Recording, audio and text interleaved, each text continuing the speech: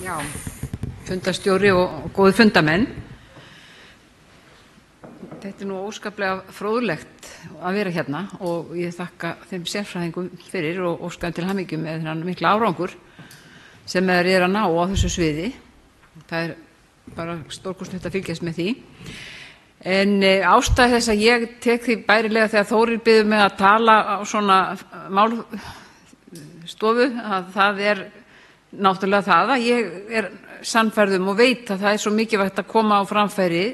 við fólk hvað tíminn skiptir óskaplega miklu máli í sambandi við það að fá slag, að átta sig á því að það eitthvað alvarlegt á ferðinni en haldi ekki bara að þetta sé einhver flensa eða vöðvabólga eða hvað nú fólki dettur í hug. Og ég nú búin að segja mína sögu fyrst mér svo oft og sagði hana síðast í útvarpinu í gærmorgun með Þóri, þar vorum við á Rás 2 að ég veit ekki hvað þið hafið mikla þolinmæði til að heyra það einu sinni en vissulega þá get ég farið svona fljótt yfir sögu. Ég var fyrir 4 árum, þá var ég eiginlega nákvæmlega 4 árum, þá var ég stödd hér í Reykjavík, án og heim út á landi og ég við jarðarförinni í Neskirkju og þegar ég ætla að labba fram ganginn eftir að jarðarförinni lýkur, þá finn ég bara, ég bara svo rosalega óstöðug að ég verð að halda mér í næsta mann til þess að slaga ekki hérna fram ganginn. Svo fyrir við nú í erfidrykkju og þetta réttlaðist að mér þann daginn, en morgunin eftir vakna ég þannig að ég þarf bara að styðja mig við húsgögn til þess að komast fram á snyrtingu og það fyrsta sem ég dettur í og það náttúrulega þessi bölvu vöðvabólga, nú hún aldeilis orðin slæm, ég, og ég vil bara koma mér í sund og hérna í Vesturbæjarlaugina og láta berja þetta úr mér og fer í sund og þegar ég stíg upp úr heitapottinum, ég á hérna marga félaga, Vesturbæjarlauginni, að þá ég alveg svoleiðis, ég get ekki gengið óstudd og keyrð heim, ég hérna var nú ekki að hugsa að fara på spítala en keyrð heim þar sem ég var ein að því maður minn var fyrir norðan og það líður svona tíminn mér óglatt og ég þoli ekki háfaða í slekka útvarpinu, ég þoli ekki háfaða og líður bara illa, alls ekki vel. Svo hugsa ég nú með mér því það var náttúrulega upplagt að fara í nudd. Það lítur að fá tíma bara í nuddi og vita hvort það dugar ekki. Og hef samband við nudd þarna út í sögu, nuddstofu og ég get fengið tíma klukkan 12 en ég svo talaði nú við vinkonu mína Ingibjörgu Pálmadóttur sem var nú heilbrigðisráðherra og hjúkrunarfræðingur, þar ekki, og ber mig upp við hana og spyr hvort að hún haldi ekki að vera gott að fara í nudd. Hún segir mér nú að tala við heimilislækninn minn á Akureyri áður en ég fara að fara í nudd. Það sé nú ekki víst að það sé rétt. Og ég reyna að ná í hann og næ honum en get fengið samtal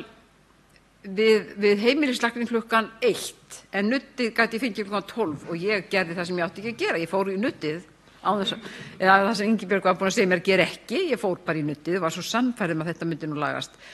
með því, en ekki gerði það nú og það líður svona dagurinn og ég ætla nú að fljúga norður þennan dag en ég sá að það var nú ekki hægt og nú að senka fluginu alltaf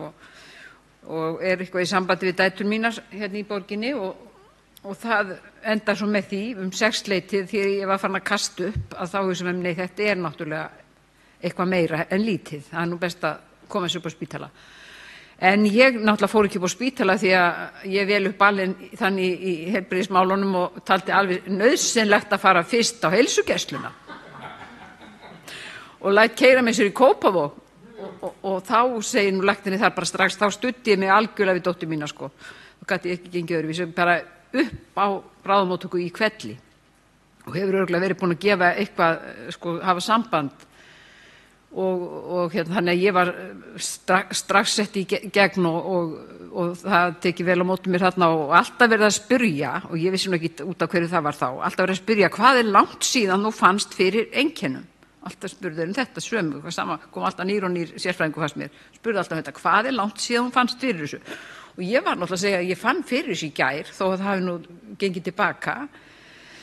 en nú svo bara fór ég þarna í meðferð og ég veit ekki nákvæmlega hvað gert við mig en allavega þá var ég svaf ég nú þarna í tjaldbúðunum eins og ég kalla það og þetta eitthvað fékk ég að töflum og svona, mér fannst nú svolítið, ég gat nú aðeins fundið að því að mér fannst mann ekki vera sagt nógu mikið, hvað var verið að gera við mann, eða